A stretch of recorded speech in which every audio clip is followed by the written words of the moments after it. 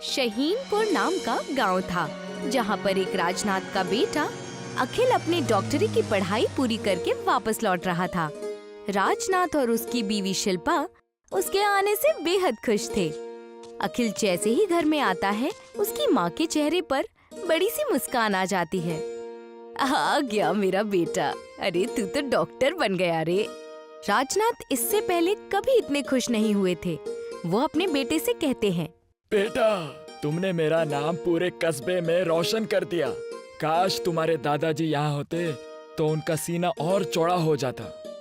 अब्बू, ये सब तो आपकी देन है और दादाजी ही थे जिनकी वजह से मैं डॉक्टर बन सका। अखिल की मम्मी शिल्पा उससे पूछती है, बेटा अब शहर कब लौटने वाला है? हाँ बेटा, मेरे मन में भी यही सवाल था। शहर में तो बहुत बड़े बड़े अस्पताल हैं, किसी भी अस्पताल में नौकरी कर लो। वो अम्मी, अब्बू, क्या हो गया बेटा, गुमसुम क्यों हो गया? कोई बात है? अम्मी, अब्बू, मैं शहर अब वापस नहीं जाने वाला। मैं अब कस्बे में ही रहकर लोगों का इलाज करूंगा। बेटा तू ये क्या कह रहा है? तुझे पता है ना, जमींदार प्रदीप किसी को भी इस गांव में दवाखाना खोलने नहीं देता। जानता हूँ अम्मी, जानता हूँ। जिस वजह से मेरे दादाजी की जान गई, उस बात को मैं कैसे भूल सकता हूँ। अखिल अपने अतीत में झांकता है, वो अतीत जिसने उसे बचपन में बहुत चोट पहुंचाई थी।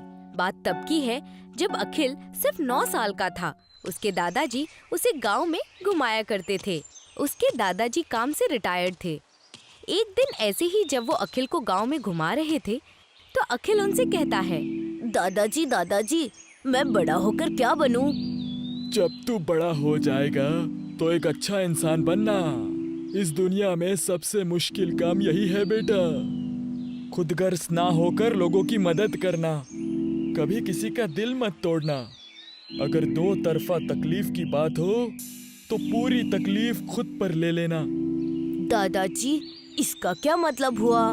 समझाता हूँ। जब कभी ऐसा हो जिससे तुम सामने वाले को कुछ देकर उनकी मदद कर सको, लेकिन उसकी तकलीफ अगर तुम्हें उठानी पड़े तो बिना झिझक वो तकलीफ खुद पर ले लेना।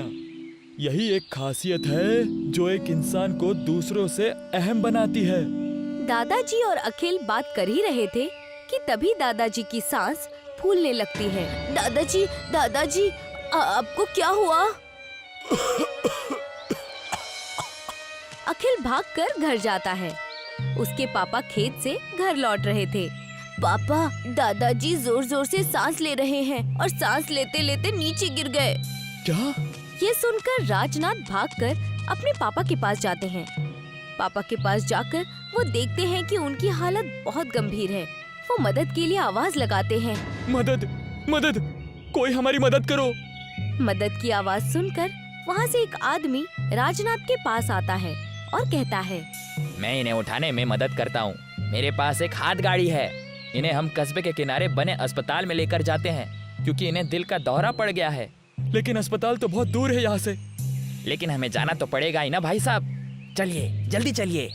राजनाथ और वो आदमी अखिल के दादा को जमींदार के अस्पताल प्रदीप हॉस्पिटल में ले जाते हैं। मगर जैसे ही वो चौखट पर पहुंचते हैं तो देखते हैं कि जमींदार अस्पताल के दरवाजे पे ही खड़ा था। रुको रुको, कहाँ जा रहे हो इन्हें लेकर? इन्हें देखकर लग रहा है कि इन्हें दिल का दौरा पड़ गया है।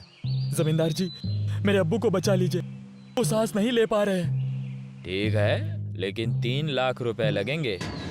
आप इन्हें भर्ती कर लीजिए, मैं कहीं से भी पैसों का इंतजाम कर लूंगा। ठीक है, अंदर ले जाओ और ध्यान रखो, अपने गंदे हाथों से किसी दीवार को हाथ मत लगाना और अपने अब्बू को इस हाथ गाड़ी में ही सुलाना। जैसे ही राजनाथ अपने पिता को अस्पताल के अंदर ले जाता है, वैसे ही वो दम तोड़ देते हैं और उनकी मृत्यु हो जाती है।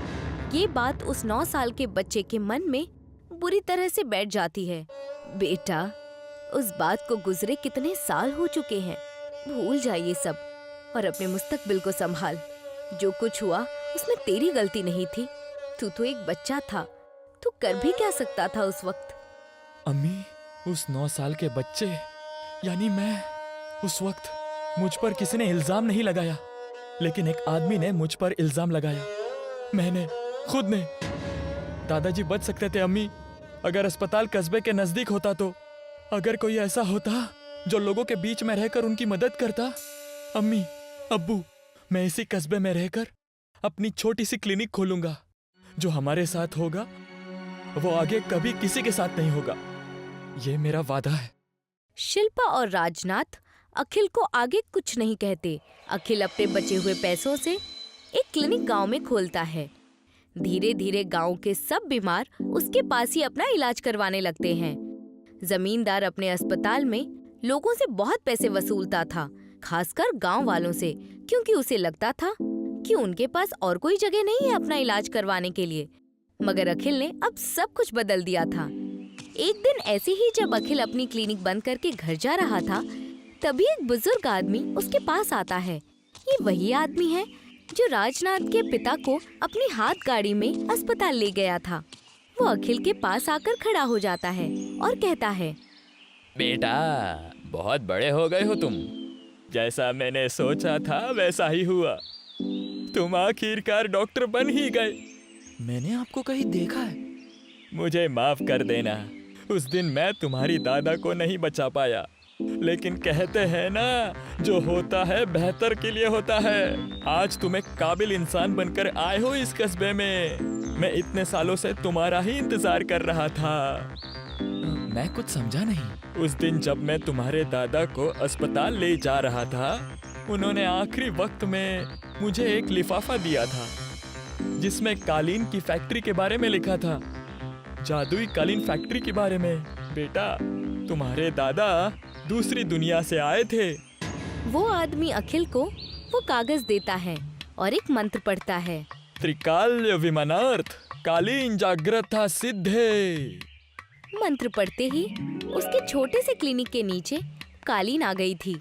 ये लो बेटा, अब इस छोटे से अस्पताल को तुम कहीं भी उड़ाकर ले जा सकते हो। मैंने अपना काम कर दिया बेटा, अब मेरे जाने का वक्त हो गया है। आप कहाँ जा रहे हैं? बेटा, मैं मर चुका हूँ, बस तुम्हारे दादा की आखिरी ख्वाहिश पूरा करने तुम्हारे पास आया था। खुश रहना, आबाद रहना और बढ़ते रहना। इतना कहकर वो आदमी गायब हो जाता है और अगले दिन अखिल अपनी क्लिनिक एक जगह से दूसरी जगह उड़कर जरूरतमंद लोगों के पास पहुंच जाती है। ये बात जब जमींदार को पता चलती है तो उसके होश उड़ जाते हैं।